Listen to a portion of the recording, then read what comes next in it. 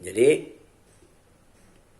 menunaikan dan memenuhi kebutuhan atau hajat kaum muslimin itu, maka hajat kaum muslimin itu yang harus ditunaikan dan dipenuhi yang pertama keadilan. Ya, artinya tidak dizalimi. Ya. Yang kedua, ya, hajat kaum muslimin yang harus ditunaikan dan dipenuhi itu adalah perlindungan. Ya. Jadi kaum muslimin umat Islam itu butuh perlindungan, ya, berupa keamanan dan keselamatan. Jadi tidak boleh dikorbankan kepada musuh, ya, untuk ditangkap, dipenjara dan dibunuh. Ya. Karena ternyata perlindungan dalam bentuk keamanan dan keselamatan itu bagian dari hajat kaum muslimin yang harus ditunaikan dan dipenuhi. Ya. Ini ada sabda Rasulullah sallallahu alaihi wasallam, al-muslimu akhul muslim la yadlimuhu wala yuslimuhu. Ya. Seorang muslim adalah saudara bagi muslim yang lain. Ya. Ia tidak menzaliminya dan tidak menyerahkannya kepada musuhnya. Dan ada jaminan bagi orang yang menunaikan dan memenuhi hajat kaum muslimin itu, ya, dalam sabda Rasul berikutnya, man kana fi hajati akhihi kana Allahu fi hajatihi. Jadi siapa saja yang memberi pertolongan akan hajat saudaranya, ya, yaitu menunaikan dan memenuhinya, maka Allah selalu menolongnya dalam hajatnya. Ya. Wa an laisa lil insani illa ma sa'a. Ya. Bahwa manusia akan mendapatkan sesuatu sesuai dengan apa yang dilakukannya. Jadi kalau kita menunaikan, memenuhi hajat kaum muslimin, maka Allah akan menunaikan, memenuhi hajat kita. Ya, tadi, ya, kita tidak akan dizalimi oleh Allah, tidak akan diperlakukan zalim oleh Allah, tapi akan diperlakukan adil oleh Allah subhanahu wa ta'ala. Kita akan dilindungi oleh Allah, hidup kita akan aman dan selamat. Ya. Kemudian yang ketiga, hajat kaum muslimin yang harus ditunaikan dan dipenuhi itu adalah kemudahan dan kelapangan. Ya. Hanya ada doa, ya, Allahumma khirli wakhtarli, ya, Allahumma yassirli yusra wa jannibnil usra. Ya Allah, ya, berilah aku kebaikan. Ya Allah, pilihkan aku yang terbaik. Ya Allah, mudahkanlah aku, ya, untuk menghadapi kehidupan yang paling mudah. Ya. Dimudahkan di dunia, dimasukkan ke dalam sorga, di mana akan mendapatkan kemudahan yang paling mudah. Ya. Kemudian wajan nibdil usra, dan jauhkan aku, ya, dari kesulitan yang paling sulit. Sulit di dunia, paling sulit di akhirat. Minta dijauhkan kepada Allah subhanahu wa ta'ala. Oleh karena itu di sini ada waman farraja an muslimin kurbatan farrajallahu anhu biha kurbatan min kurabi yaumil qiyamah. Ya.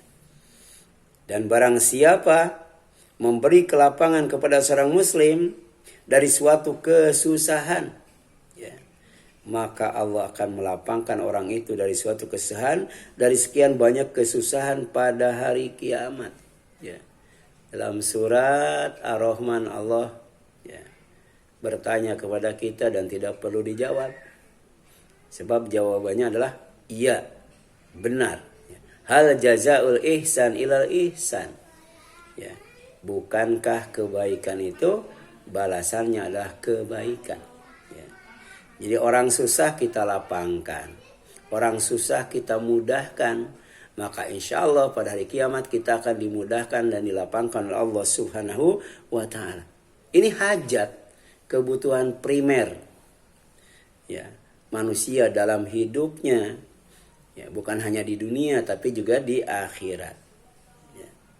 Yang keempat, ya, hajat kaum muslimin yang harus ditunaikan dan dipenuhi adalah kehormatan dan kemuliaan.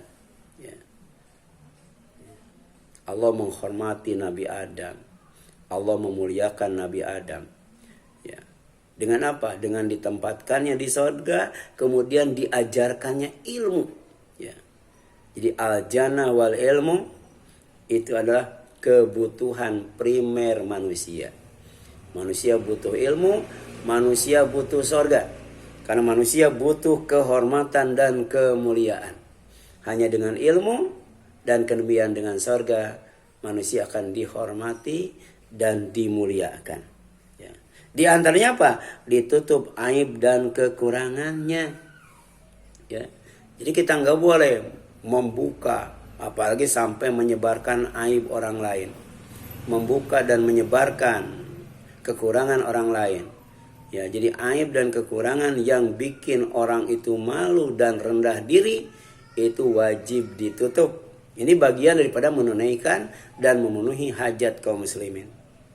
Sebagaimana disabdakan oleh Rasulullah SAW, "Wa man satara musliman satarahullahu yaumal qiyamah." Dan barang siapa menutupi aib seorang muslim, maka Allah akan menutupi aib orang itu pada hari kiamat. Ya.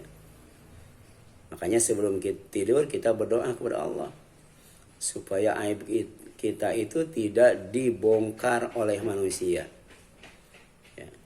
Apalagi sampai dibongkar oleh Allah Subhanahu wa ta'ala. Sebelum tidur, Rabbana ya, la tu'akhidna in nasina au akhtana.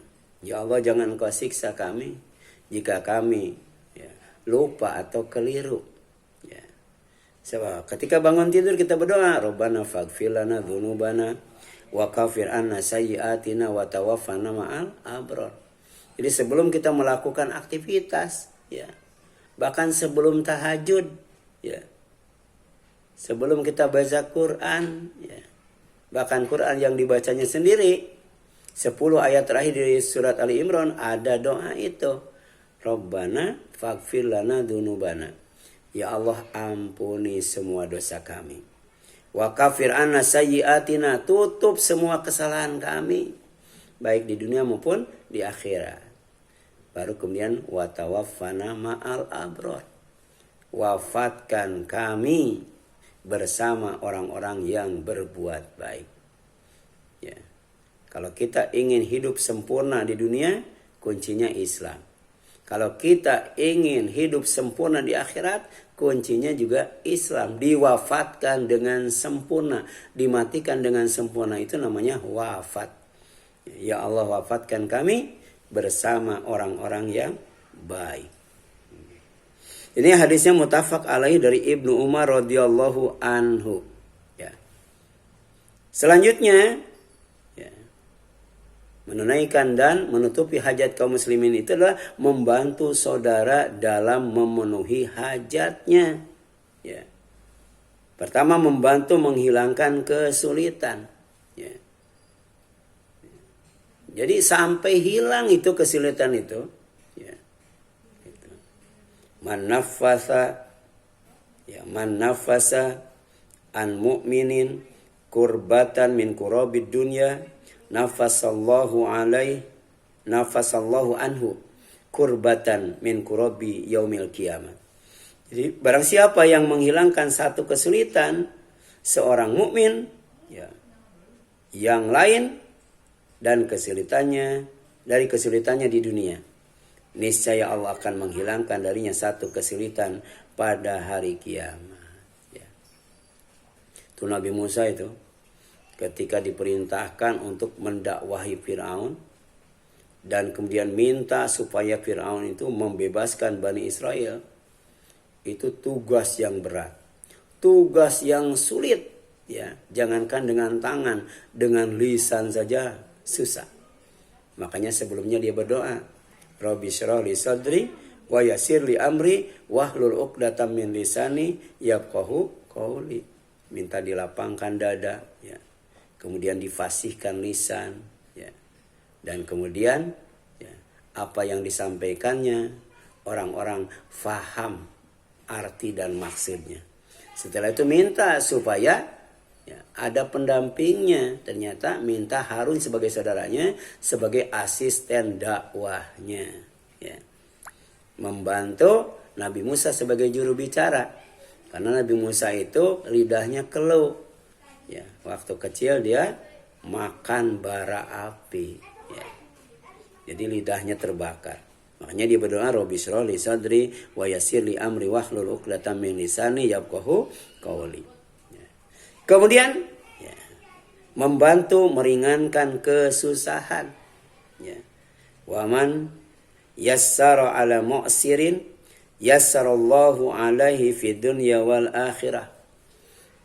Barang siapa yang meringankan orang yang kesusahan dalam hutangnya, atau mungkin dalam pekerjaannya, ya, dalam rumah tangganya, ya, dan yang lainnya, niscaya Allah akan meringankan baginya urusannya di dunia dan di akhirat. Ya, di akhirat itu. Kemudian yang ketiga, membantu menutupi kekurangan. Ya. Kebaikannya kita sebarkan, tapi keburukannya kita tutup rapat-rapat, kita rahasiakan. Jangan sampai ada seorang pun yang tahu. Ya. Karena lidah itu tak bertulang. Kadangkala tidak sadar. Ya. Rahasia orang kita bongkar. Padahal kalau kita bisa merahasiakannya, bisa menutupnya, apa kata Rasul? Wa man satara musliman satarahullahu fid dunya wal akhirah. Barang siapa yang menutupi aib seorang muslim, niscaya Allah akan menutupi aibnya di dunia dan di akhirat. Ya. Salah satu ciri orang yang beriman tuh mengucapkan salam. Nah, kalau orang sudah mengucapkan salam, jangankan dalam keadaan damai, dalam keadaan perang pun, dan dia ada di pihak musuh, wajib dilindungi keamanan dan keselamatannya. Ya. Kita sering, ya, umat Islam, ya, bahkan tokohnya berantem dengan sesama Muslim. Ya. Misalnya NU, Salafi, Muhammadiyah, apalagi itu ya. Ya. Padahal mereka itu kan semuanya mengucapkan salam. Ya. NU mengucapkan salam, Persis mengucapkan salam, Muhammadiyah mengucapkan salam, Salafi mengucapkan salam, Haroki mengucapkan salam. Ya. Jangan sampai dikatakan bukan orang yang beriman dan kemudian keamanan dan keselamatannya tidak dilindungi. Ya. Ini agungnya, ya, sakralnya, ya, Al-Quran yang didatangkan dari Allah, dibawa oleh Jibril alaihissalam dan disampaikan kepada Rasulnya yaitu Nabi Muhammad SAW. Ada pesan itu, ya. Dalam keadaan perang, musuh mengucapkan salam, ya. Jangan dianggap sebagai orang kafir dan tidak boleh dibunuh. Berarti wajib itu dilindungi keamanan dan keselamatannya. Ya.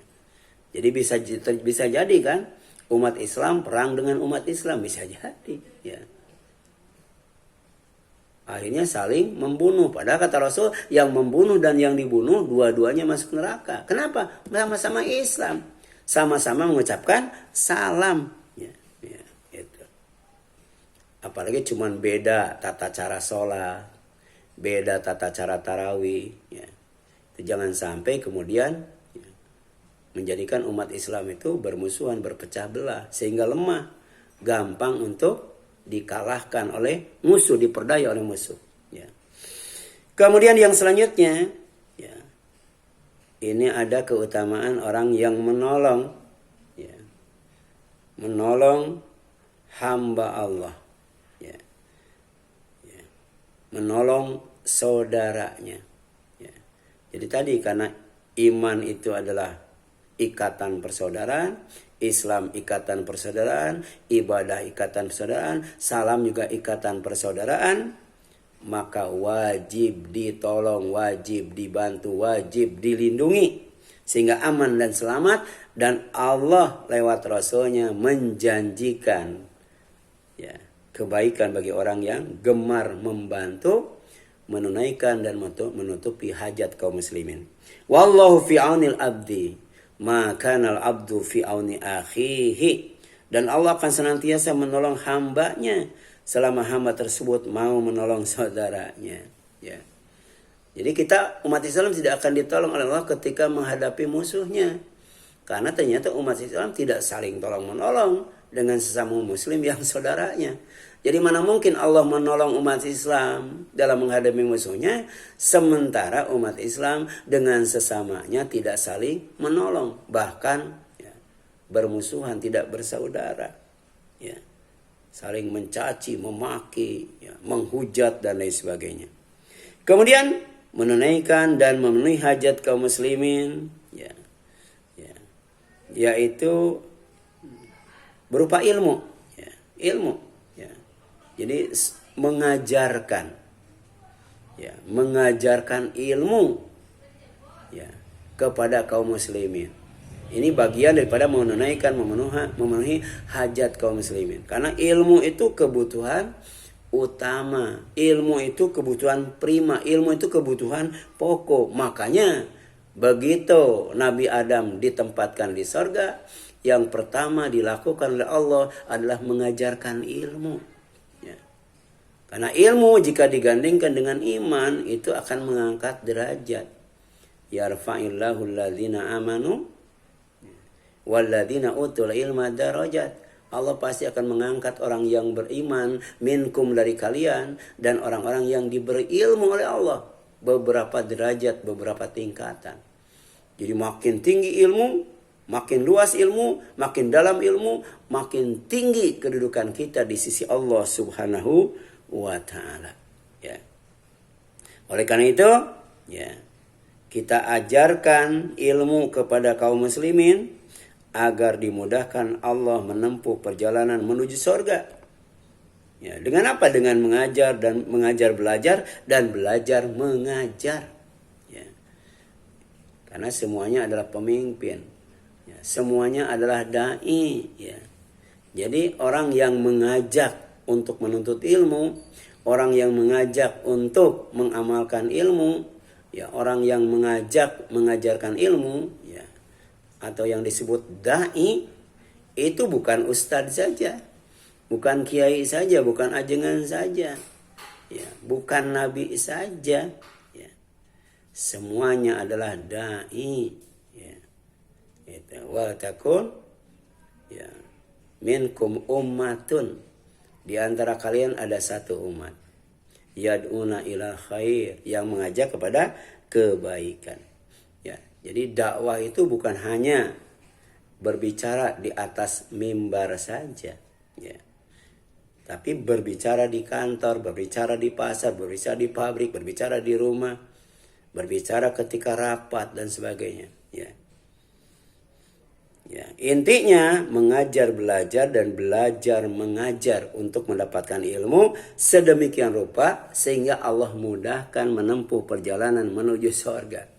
Karena hidup itu adalah perjalanan. Ya.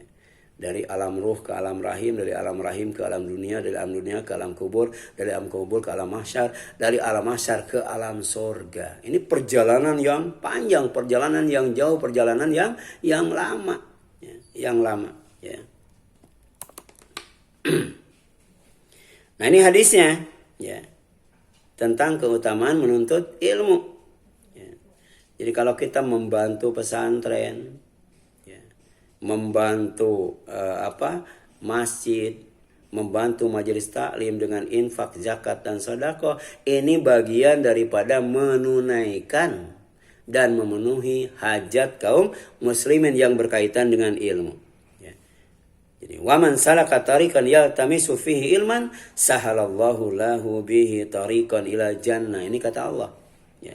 Jadi siapa saja yang menempuh satu jalan untuk mencari ilmu, niscaya Allah akan memudahkan baginya jalan menuju sorga. Ya.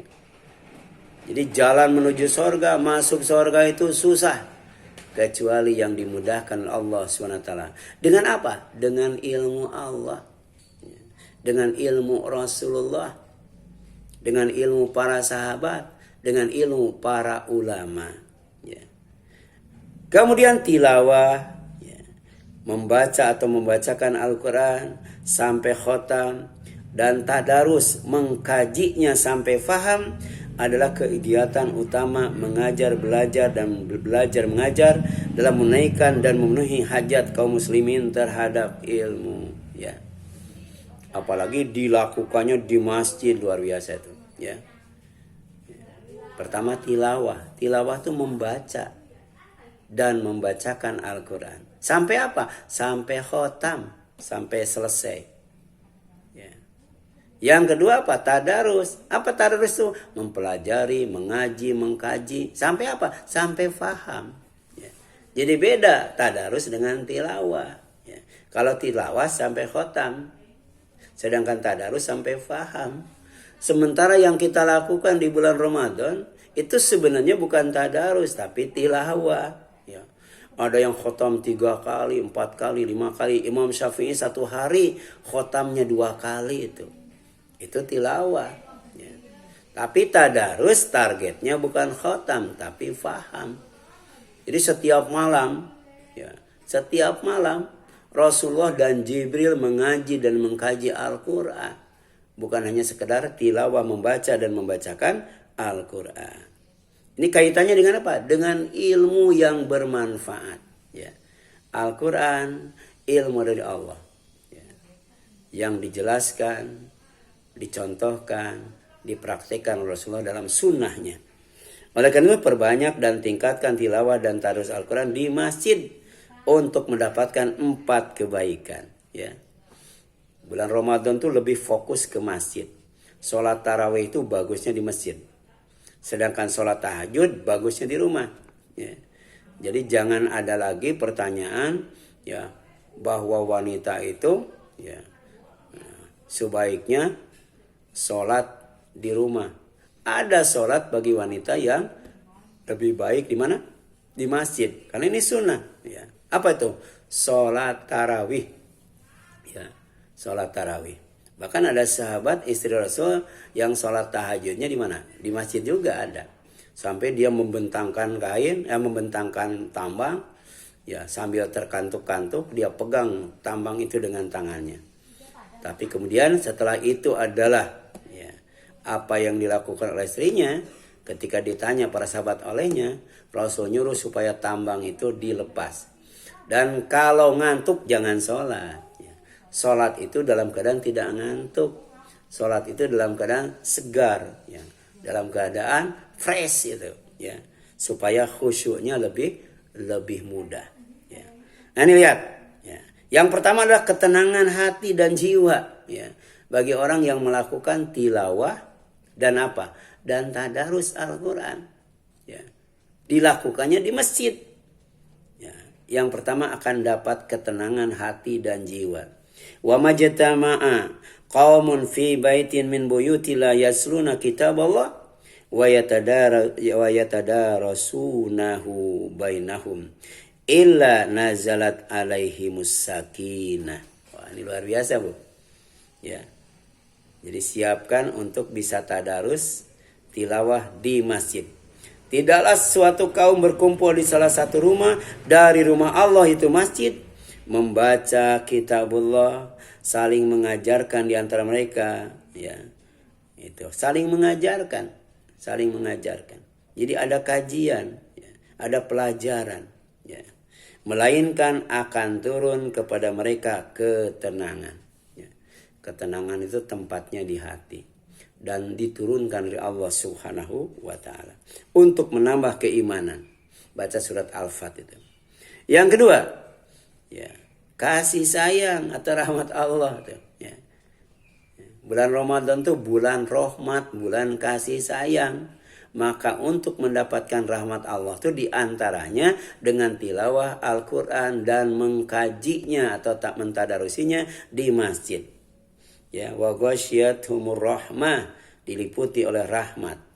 Kemudian 3, kedekatan dan kebersamaan dengan malaikat, ya. Jadi kita ingin dekat dengan malaikat. Kita ingin bersama malaikat. Supaya apa? Supaya tidak dekati oleh setan. Supaya tidak dibarengi oleh setan. Ya. wa haffathumul malaika, dinaungi oleh para malaikat. Yang keempat, ya, itu catatan khusus dari Allah, ya. Jadi Allah mencatat secara khusus orang yang membaca tilawah dan kemudian mengkaji tadarus Al-Quran di masjid, dicatat oleh Allah, ya. Disebutkan namanya oleh Allah di hadapan para hambanya, itu malaikat yang didekatkan dan dimuliakan di sisinya, ya. Ada catatannya, ya. Kadang-kala kita kalau ngadain taklim nggak ada catatannya, ya. Ya, dari pengurus nggak ada catatannya siapa yang hadir, siapa yang sakit, kan, siapa yang safar dan sebagainya. Harusnya ada catatan itu, ya, ada catatan, ya. Siapa yang ngajinya itu yang bawa HP kemudian digunakan untuk ngaji, tapi ternyata siapa yang tidak digunakan untuk ngaji, siapa yang bawa catatan, ya. Nah, itu penting banget itu catatan itu, ya. Kadang-kala, ya, ketika saya mau ngajar itu saya tanya ke jamaah, kemarin saya ngebahas apa, ya. Yang ditanya itu judulnya nggak tahu, lupa lagi, apalagi isinya, ya, uraiannya. Kenapa? Tidak ada catatan. Saya tanya ke pengurus sama saja jawabannya, ya, lupa, nggak tahu, ya, ngebahas apa kemarin, ya. Sayang kan, ya, 1 jam duduk, ya, dengan sabar, tapi ternyata nggak dapat ilmu. Nah, orang yang tilawah dan tadarus di masjid oleh Allah akan dicatat, ya, dengan catatan khusus. Disebutkan namanya oleh Allah di hadapan para hambanya, yaitu malaikat yang didekatkan, ya, al-muqarrabun, dan dimuliakan al-mukramun di sisinya. Wa dzakarahumullahu fi man indahu. Allah akan menyebut-nyebut mereka di hadapan makhluk yang berada di sisinya. Oleh karena itu lakukan dengan segera, jangan ditunda-tunda itu, ya. Jadi dalam berbuat baik, ya, itu lakukan segera, jangan ditunda-tunda. Di antaranya adalah menunaikan dan memenuhi hajat kaum muslimin, ya, yang tadi sudah dijelaskan, ya, secara rinci, ya. Waman batta'a bihi amaluhu lam yusri bihi nasabuhu. Jadi barang siapa yang lambat dalam beramal, sungguh garis nasabnya tidak akan bisa membantunya, ya. Ternyata ada kaitannya dengan nasab, ya. Kaitannya dengan keturunan, ya. Ya. Jadi walaupun anak profesor, anak kiai, ya, tapi lelet belajar, malas belajar, ya, maka nasab itu tidak akan bisa membantunya. Walaupun anak kiai nggak bakal jadi kiai itu, ya, kalau dia lambat dalam melakukan kebaikan, diantaranya menuntut ilmu misalnya, ya. Demikian pula anak profesor, doktor, ya, anak yang bapaknya IQ-nya di atas 200 misalnya, nah, tetap aja, ya, kalau lelet, ya, lambat untuk melakukan kebaikan, ya.